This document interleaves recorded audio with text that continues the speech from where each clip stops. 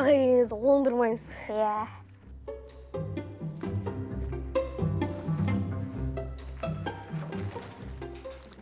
Саламатсыз ба, ағай? Ағай, көңіл күйіңіз жоқ қой, әлде бір ренжітті ма? Жоқ, сәлеметсіздер ме? Мынандайларын қойсаңдаршы. Мен сендердің мұғалімдеріңмін ғой. Нұрсұлтан жинап ал. Ой, қойшы, сіз ғой шашқан мен емес, өзің жинап алыңыз. Жарайды, өзім жинайым. Сабақты бастайық. Бүгін неше сет? Оны 9-ы жазамыз. Ал бұл әдебиет сүйкімді қыз мен Аида. Жазамыз. Бүгінгі тақырып не еді? Шыдай алмайсың. Егесін ұстап алсың, аймайым.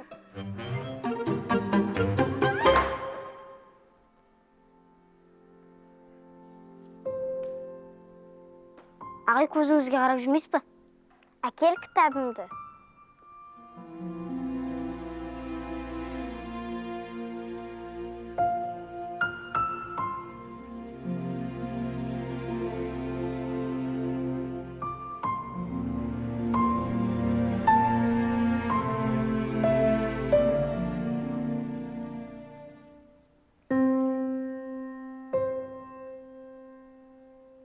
Ағай, өтіп кетейікші, асығып тұрмыз. Бәріміз кезекте тұрмыз ғой. Бұлай тұрыңызшы, бізге қазір сабақ басталып кетеді. Оған бір тұрыңызшынан да, өзіңізге басқасын ала салыңыз.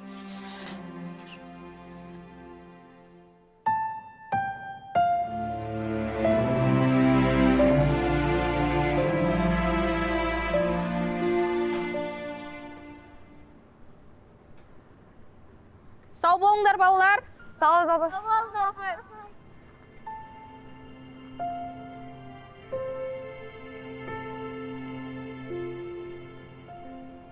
Жомарт, мал!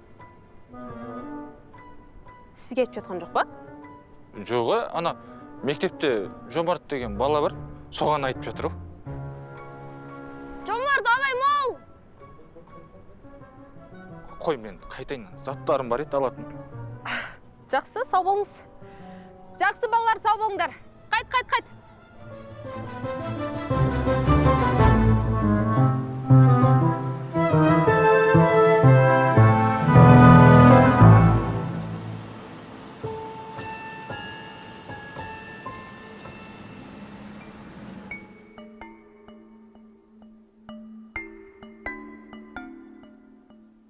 Айда, үй тапсырмасын жасадың ба?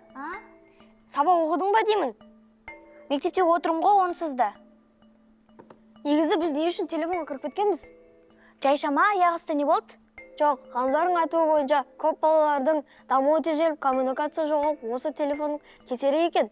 Ойбай, оны қайдан көрдің? Жаңа ғана тиктоктан көрдім. Бұл денсаулыққа өте зиян. Өз денсаулығыңды ойлай берсең, менікінде нең бар? Жоқ, сенде интернет тәуелділік бар, менде де бар. Бұл өте жаман. Ой, кетші, жоқ менде интернет тәуелділік. Бір видео көріп алса, қыртып кететін ес? Адай бәсесек. Неге? Кімде-кім 24 сағат телефонсыз өмір сүре алады, сол ұтылған адам бір тілегін орындайды. Телефонға тәуелді емес екенін дәлелдейсің. Бәстесек, ұтылуға дайындал.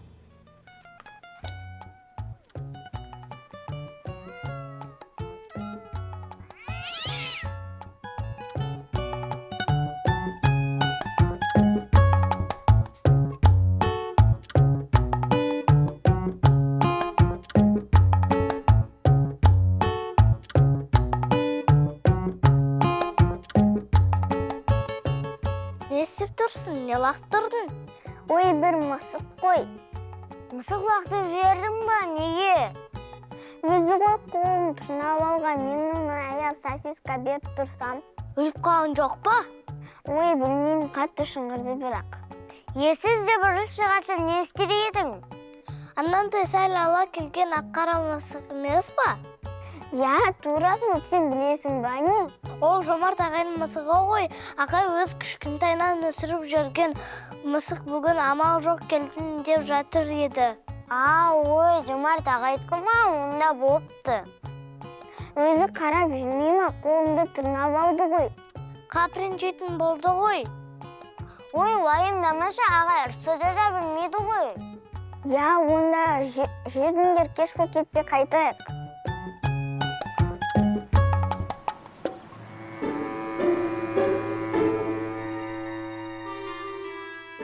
Моля, киса.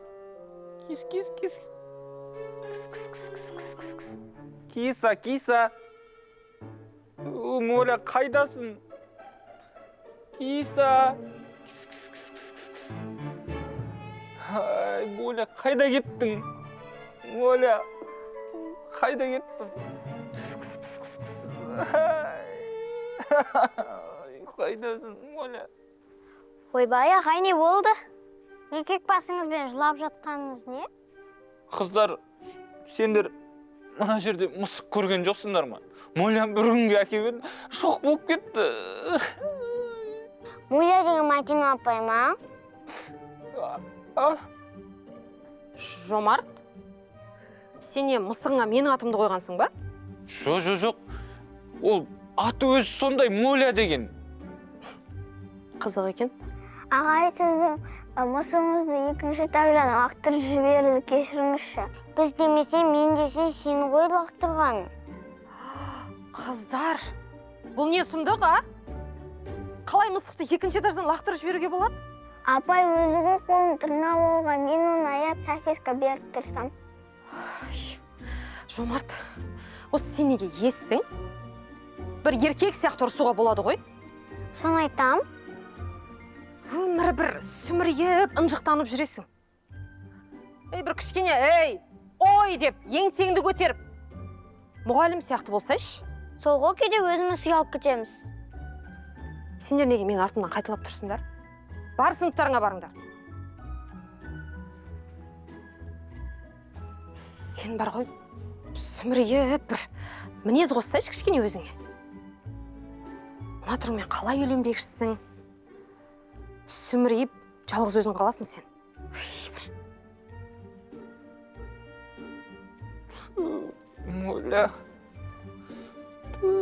Моля.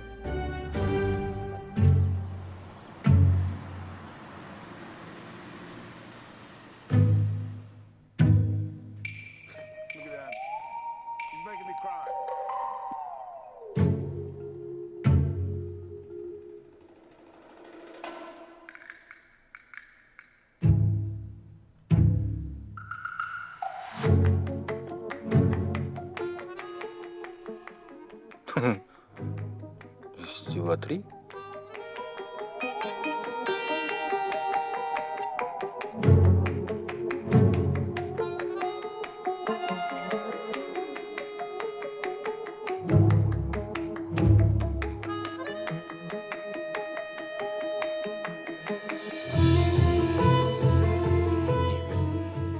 Не бере? О, мынау қайдан жүр?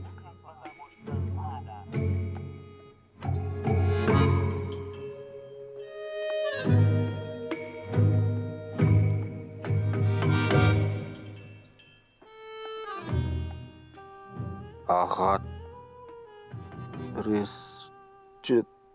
не жазылған?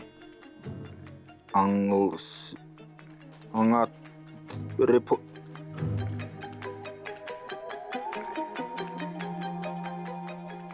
бұл қайсың?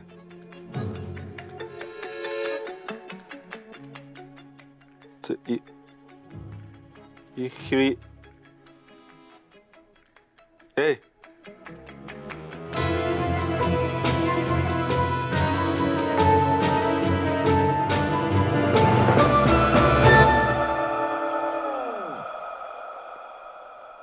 Айнаны кім тастап кеткен осында?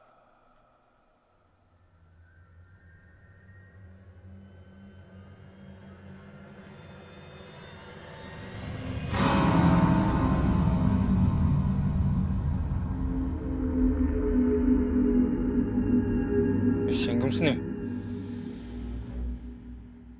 Не болды? Өзің танымай қалдың ба? Сонда ессің. Қайдағы жоқ боқ мұрындардан сөз естіп таяқ жеп жүрсің. істеген ісіңе жауап бере алмайсың. Не? Жынданайын дедім ба? Өз-өзіме сөйлескен. Сен жынданған жоқсың.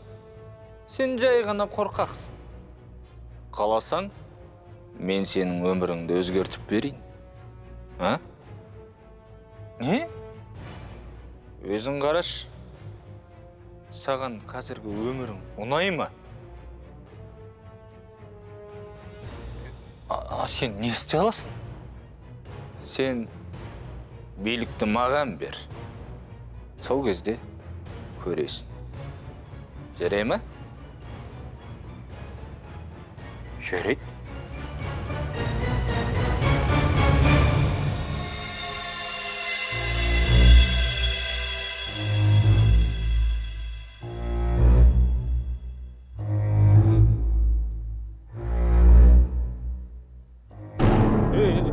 Ей!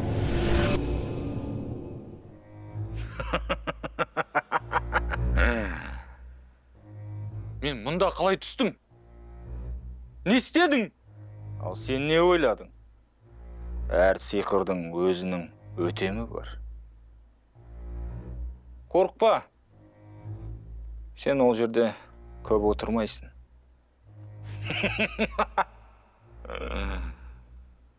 Шығаршы мені.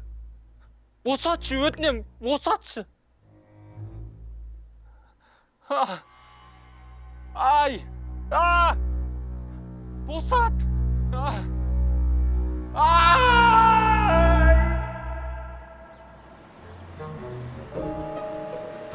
Сәлем супер көрермен. Енді біз Қазақстанның әр қаласында кино түсірудеміз. Және сол киноға сен де түсе аласың. Киноға түсу үшін ата-анаңыз мына WhatsApp-қа хабарласын. Біздің кинода кездескенше.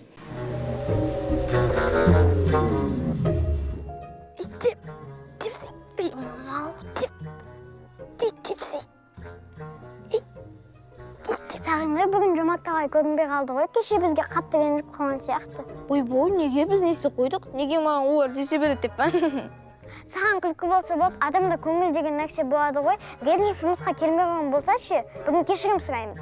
Кімнен? Жомарт ағайдан ба? Жоқ, мен үшін оны қиын нәрсе жоқ. Өзім-ақ сұраймын, сен осылай отыра бер. Есік ана гүл мен шоколадпен бірзе.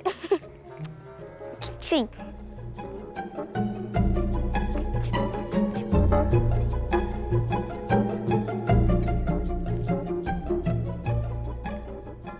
Сафия неге жемей отырсың? Қазір қоңырау болса үлгермей қаласың. Я, 10 минут қалды ғой, тезірек жеп алсайшы. Жемін ғой, тек Жомарт ағайды уайымдап отырмын. Сафия, түсінші, бізге әлі уайымдауға ерте. Ертең өскен соң тек уайымдайтын боламыз. Әзірше қоя тұрайық. Кеше мұшын тастап жіберген соң өзімді кінәлі сезініп отырмын. Не күлесіңдер, мен сендерге өзімнің ішкі сырымды айтып отырсам. Жоға жай біз шынымен де кінәліміз ғой ол нәрсеге. Ал сен өзіңді енді кінәлі сезініп отырсың. Ағай сол кезде ештеңе айтқан жоқ қой. Бұдан кейін ештеңе айтпады ғой, несіне ойындайсың? Я өйткені Жомарт ағай.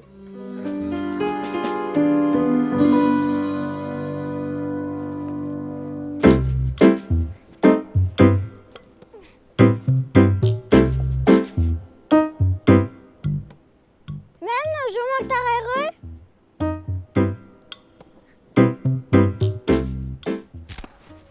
Ей, үшеуің! Қармаған тек кетті ғой, білесің бе? Ой, ағай, не ол сонша бір қарға ола ренжіп?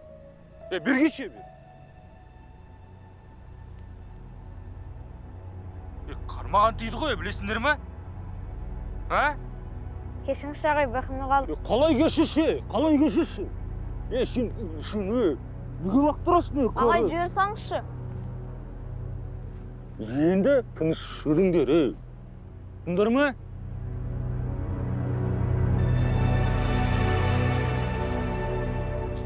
Не, Жомарт ағайдан кешірім сұрау, ең оңай нәрсе екен? Кеттің астында жоқ па, бірдеңе болсаң сұрай салдым. Мә, Жомарт ағай қатты ашыл сияқты. Мұнаға қуама. Не болды аяқ асты?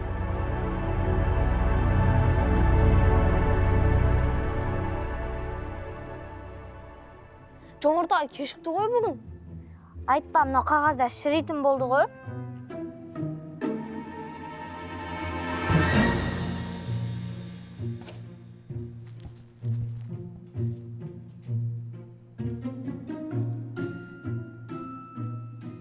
Тимей қалды.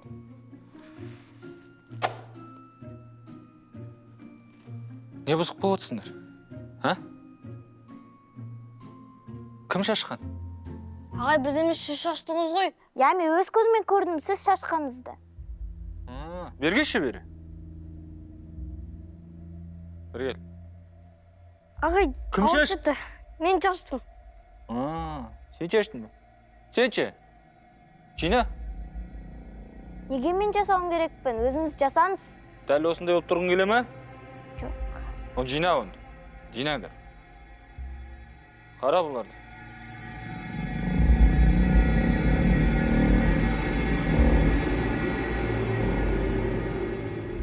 Мен сізді мамаға айтып беремін. Я, мен де айтып беремін. Солай ма?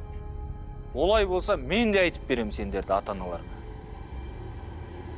Сендердің мектепте қоқыс шашатындарын айтып берем. Сабақ үлгерімдерің нашар екенін айтып берем. Сосын мұғалімдерге әзіл ұстайтындарын айтып берем. Қалай екен, а? Жақсы ма?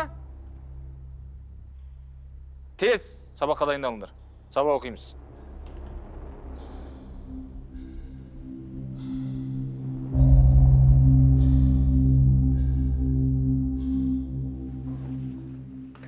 Өй, тоқта. Менен рұқсат сұрадыңдар ма? Ағай, өтіп кетейікші, асылып тұрмыз. Қазір бізге сабақ бастап кетеді. Айтпақшы, алдындағы үшін кешіріңіз. Қыздар кеттік. Өй, тоқта. Енді менің алдыма шығатын болсаңдар, шаңдарың шығарам. Ұқтыңдар ма?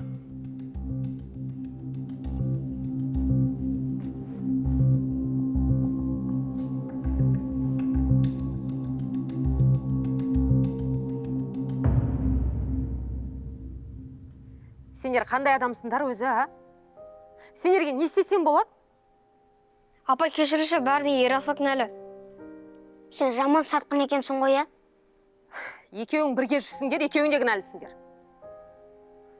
Ей, терезені сындырдыңдар ғой. Қазір директор естісе не болады? Мадина хан, не болып жатыр? Тыныштық па? Ой, мына екеуі тағы да мектепте доп теуіп, ана терезені сындырды. Түсінікті. Сіз бара беріңіз, өзім сөйлесем. Жомарт, сен сөйлеспей-ақ қой. Өзім сөйлесе берем. Жоқ. Өзім сөйлесем. Сіз бара беріңіз, уайымдамаңыз. Сен екеуің жүріңдер сыртқа. Түс алды ма?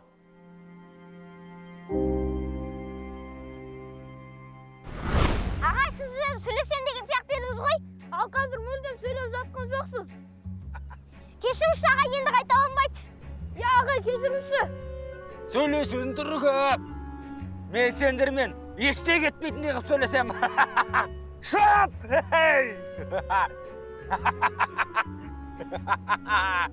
Я, ағай, кешіріңізші, енді ешқашан істемейміз. Я, ағай, кешіріңізші. Мынау біздің Жомарт ағай ма? Не істеп жатыр өзі? Жомарт ағайдың машинасы жоқ еді ғой? Мына жағдайда дереу Мадина апайға айту керек. Я, Жомарт ағай тым артық кетіп қалды. Әлде бізге өшігі жүрме екен? Шап! Давай, давай!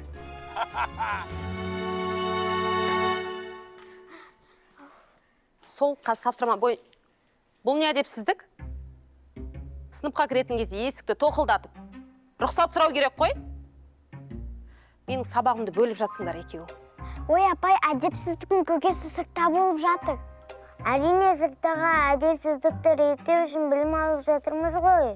Тыныш, не дейсіңдер? Не болып жатыр? Тыныштық па? Жомарт ағай Ерасыл мен Нұрсұлтанды көше бойы жүгіріп қойды. Ал өзі машинаның ішінде отырып жылдамдықты қосып жатыр. Сұмдық, апай. Біздің Жомарт ағай ма? Прям қумаңдаршы. Негізгі бүгін Жомарт ағай мүлдем басқа адам болып жүр. Немесе бізге өшігі пәдет жасап жатыр.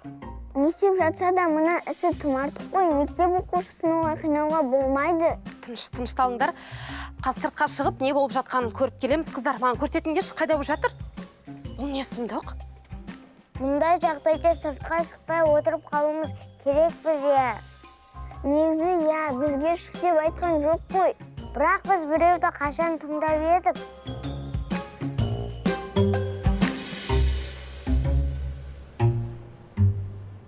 Жаман жүгірдік қой.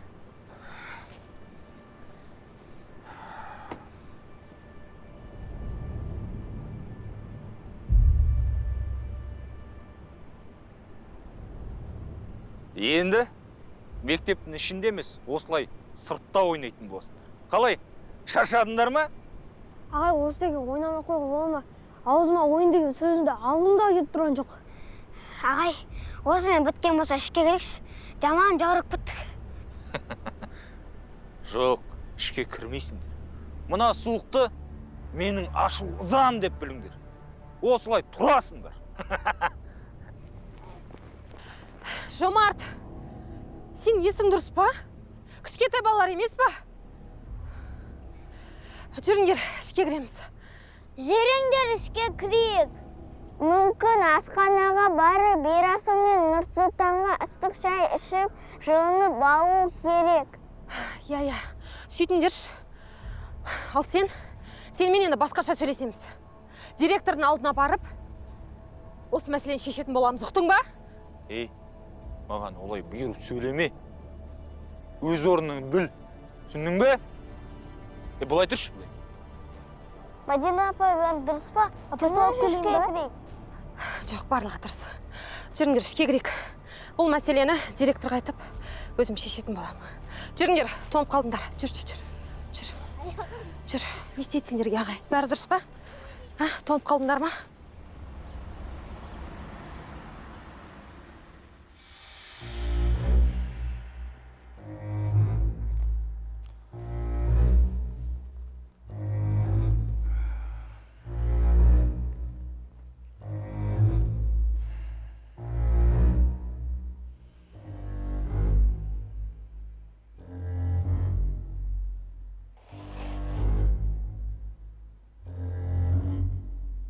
Не істедің? Тез айт. Не істедің? Сабыр. Не деген шумныйсың, а? Сен мен ойлағаннан да ез екенсің ғой. Бүгін біраз тіріліктіргенсің ғой. Сен шаруаң болмасын. Тез шығар мен мына жерден. Ана балалардың алдында да, мұғалімдердің алдында да. Абыройың жоқ екен. Сен қалай өмір сүріп жүрсің, а? Не істедің сен? Бәрін орнына қойып тастағансың ғой. Ана балаларды машинамен қағаждағансың ғой. Сосын ана Мадина деген өзінше маған ұрсып қояды. Орнына қойып тастағансың ғой. Балаларға олай істеуге болмайды ғой. Олар әрі кішкентай ғой. Сен несің дұрыс па? Неге? Олар жауыздық жасағанда. Саған не? Болмай ма? Олар әлі бала ғой. Жақсы мен жаманның ара жігін ажырат білмейді. Бұлай болмайды ғой. Мен шығар мына жерден. Шығар деймін саған, шығар! Жоқ. Мен ертеңге үлкен пландар қойып қойдым. Оның үстіне балаларды орнына қоятын адам болу керек шығар, иә? Балаларға тапсырмалар беріп қойдым. Солар тексеру керек. Ал сен тыныш отыр. Чао!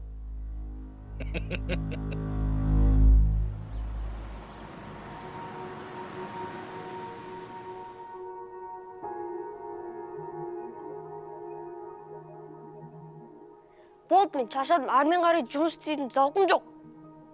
Жомарт ағай келе жатыр. Кім? Жоқ қой, алдамасыш. Сен қатты қорып қалыпсың ғой, ә? Бүгін келіп тексеріп, барлығын толық тазалап болмағанда, бұдан да сұрақсын жастау мүмкін. Жарайды, жасап жатырмын, не болды сонша?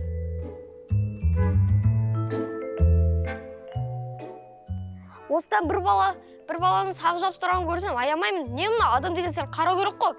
Өткенде өзің жабыстырып отыр едің ғой? О, санамайды. Мен қазір өзім тазалап жатырмын ғой.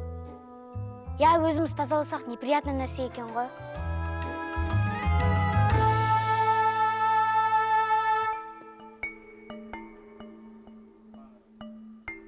Мына кітаптардың оқымағанның арқасына шаң басып кетіпті. Жомарт ағай қоймайтын еді ғой, әлемдегі ең бай жер ол кітапхана деп.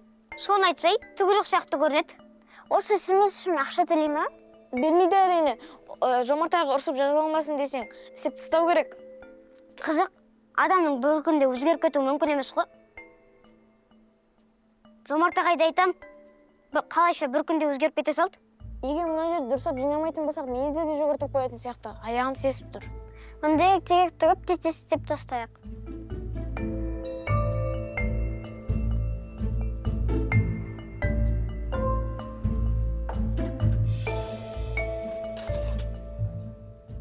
Асхананың үтсін жуамын деп мүлде ойламаппын, мұналар жаман лас қой.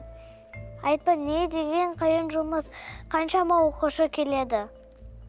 Менің ойымша, бір-ақ рет қолданылатын пластмас ыдыс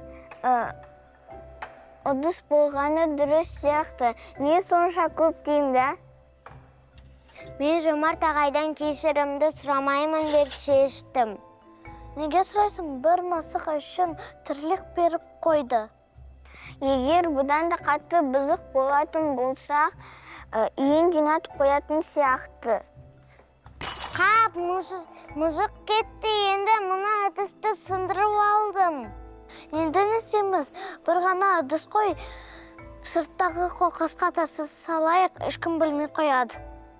Жомарт ағайдан бәрін күтуге болады. Ертең дәл осы сынық ыдысты әпкелсе таңғалмаңдар. Бір сәл абайлап істесем болады ғой. София, қолында абайлашы, кесіп алып жүрме.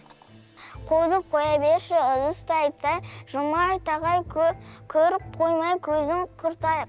Егер біліп қойып жатса, орнына басқа ыдыс алып келіп қоя саламыз.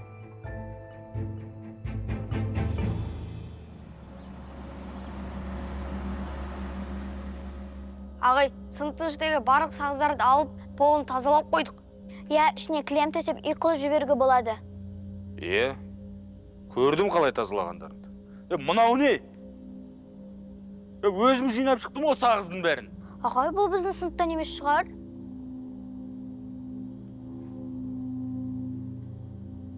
Ағай, бізді толық тазалап шықтық. Таңғайдың шашылып кетпесе егерде. Я, барлық шаңдарын сүртіп кітаптарды реттеп қойғанбыз. Кеше соның кесігінен кеш қайттық. Сендерін де еңбектерін көрдім. Кітапхана мүлдем таза емес.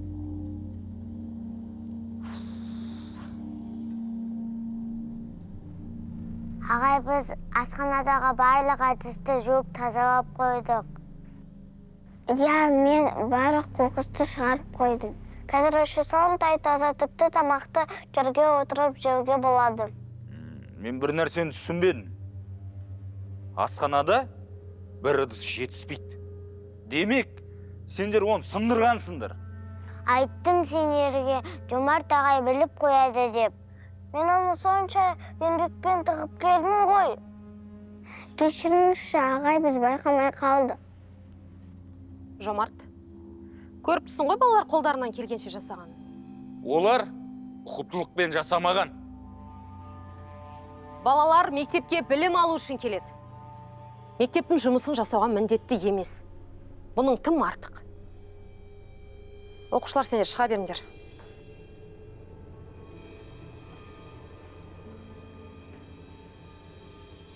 Жомарт, қазір өз еркіңмен барып, жұмыстан шығуға өтініш жазасың. Немесе мен өзім барып, сен жұмыстан шығаратын болам. Сен өзіңді кіммін деп жүрсің? Сен кімсің мен жұмыстан шығаратындай? А? Мен саған бір рет ескерткем. Өз орныңды біл де, біл.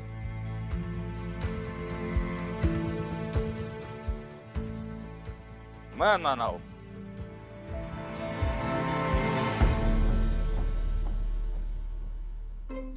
Мен сендерге бір нәрсе айтайын ба? Жомарт ағай емес. Енді кім ол қуа салмашы сенде?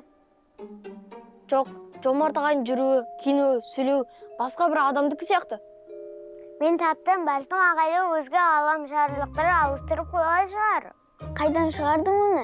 Біздің Қазақстанда оның бәрі болмайды. Маған папам айтқан, оның бәрі Америкада болады деп. Тыныш отырыңдаршы, Жомарт ағайдың өзге кеткені көрініп тұр. Бәлкім бірдеңе қабылдаған шығар, или жынқы кеткен ба? Басқа дінді ма? Бәлкім бір дәрі ішті ма? Алдымен папам тигр деген кинода болып еді ғой? Жоқ, бұл жерде бір басқа бір гәп бар. Мұнда бұлай отыра берген бір амалын табайық та, әйтпесе мектептегі өмірімізді тозақ қылып жіберді ғой. Мен таптым. Қазір София мен Аяла бұлай жасайды.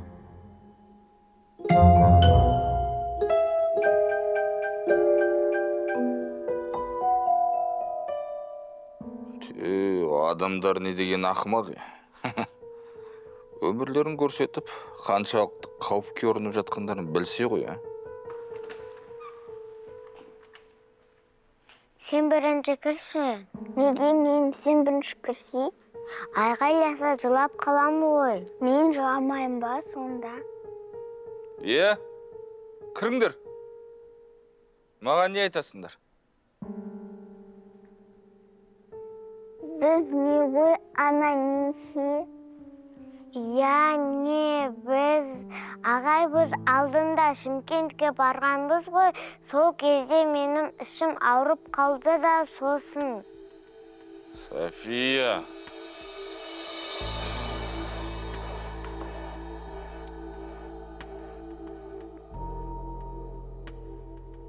Сендер менен бірдеңе жасырып тұрсыңдар,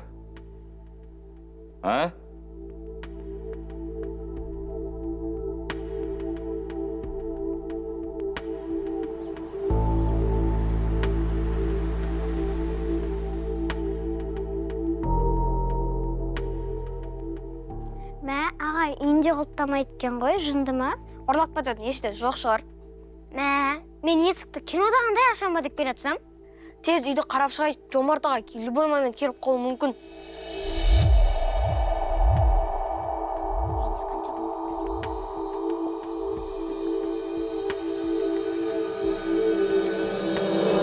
Бисмилля, ағай, бұл сіз ба? Мен ғой. Сендердің келгендеріңе қуанып тұрмын. Бұл, мынау, қалай? Сиқыр ғой мынау. Өзім қателігім. Сендерге ренжеймін деп ақымақтық жасап қойдым. Ағай, бізді кешіріңізші, біз сізді түсіндік. Ана сіздің орныңызда жүрген ағай бізді әбден ренжітті. Қорқпаңыз, қыздар оны аңдата тұрады. Ал біз сізге көмектесеміз. Жомарт ағай, сізді бұл жақта қалай шығарамыз? Бізге не істеу керек? Ол қазір келіп қалуы мүмкін. Анау жатқан кітапшаны көрдіңдер ме? Мені шығарудың барлық жауаптары сол кітапшада. Сол кітапты оқып қана шығара аласыңдар.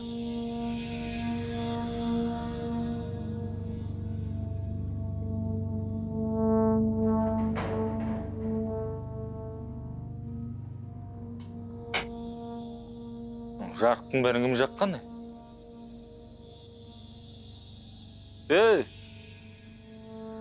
Сендер мен үйімде не істеп жүрсіңдер? Біз бәрін полиция айтып береміз. Сіз біздің ағай емессіз. Сіз сотталасыз. Сіз жауызсыз. Кім? Өздерің жауызсыңдар. Өңшең. Рахметі жоқ, бұзықтар. Еш нәрсенің қадырын білмейсіңдер сендер. Мен айнамды қайдан таптыңдар? Мен бе сенің іздегенің? Сен қалай шығып оған? Қайтадыңдар мен айнамды. Мә онда. Жап айнамды, жап!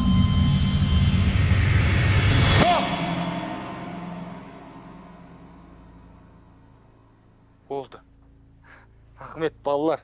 Рахмет.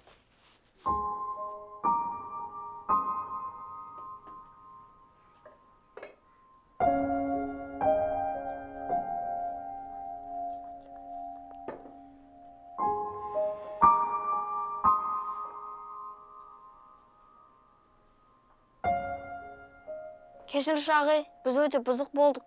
Я сіз бізге ответ қайтара алмағандықтан әлсіздік көрдік. Сөйтсек нағыз қорқақ біз екенбіз ғой. Кешіріңізші ағай. Ой, ештеңе етпейді. Ол жерде сендер ғана кінәлі емессіңдер. Бағана айттым ғой. Ұяты бар адам ешқашан жаман болмайды.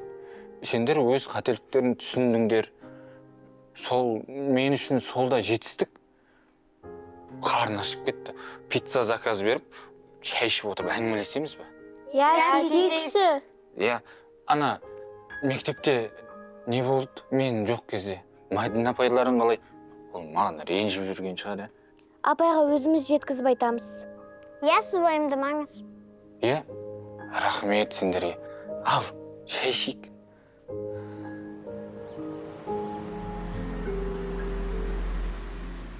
Міне 15 қосу 15, 30.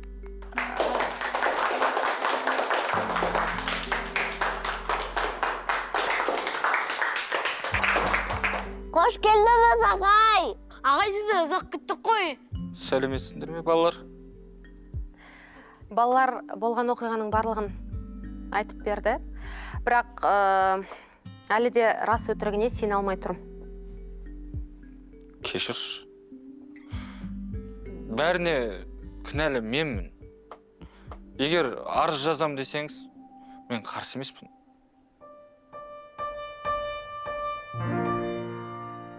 Балалар, ағайды қалдырамыз ба? Жақсы, сендім. Бірақ сен енді осы қалпыңнан өзгерме. Жарайды. Ал енді тойлауға асханаға барамыз ба? Ағайсы абайлап жүріңізші, ата Құдай сақтасын, бірнәрсе болып қалмасын.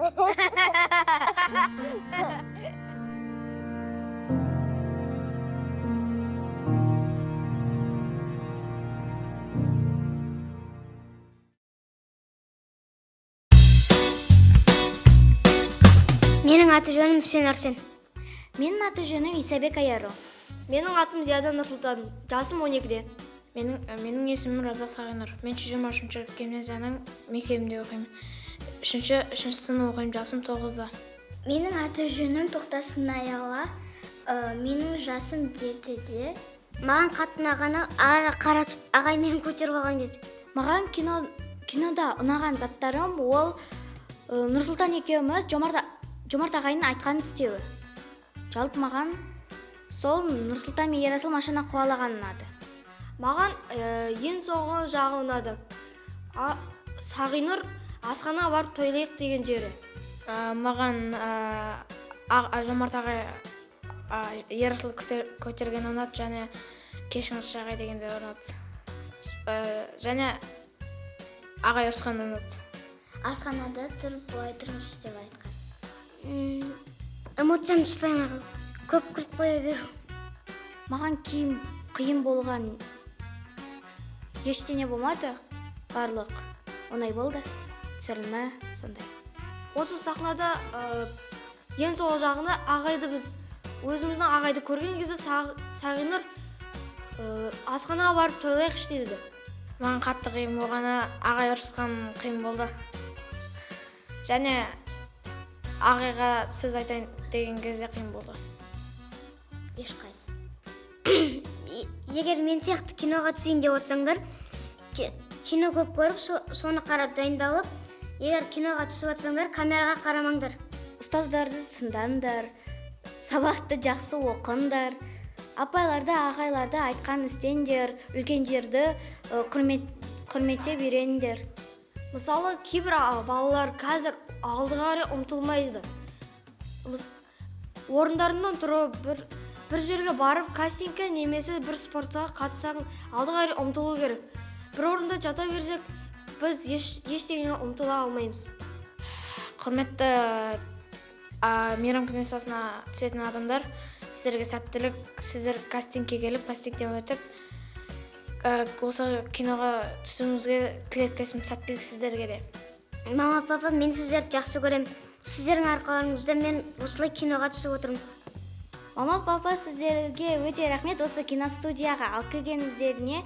Сіздерге үлкен құрметімді көрсетіп және алғысымды білдіремін.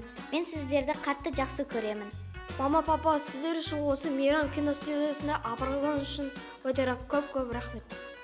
Мама, папа, мен сіздерге сәлем жолдаймын. Сіздерге бақыт тілеймін, папа, мама. Өмір жашағың ұзақ болсын сіздерді. Сіздерді жақсы көрем, сау болыңыздар. Мама, папа, сіздерге көп рахмет. Бақытты болыңыздар. Сіздерді қатты жақсы көрем, пока. Сәлем супер көрермен. Енді біз Қазақстанның әр қаласында кино түсірудеміз. Және сол киноға сен де түсе аласың. Киноға түсу үшін ата-анаңыз мына WhatsApp-қа хабарласын. Біздің кинода кездескенше.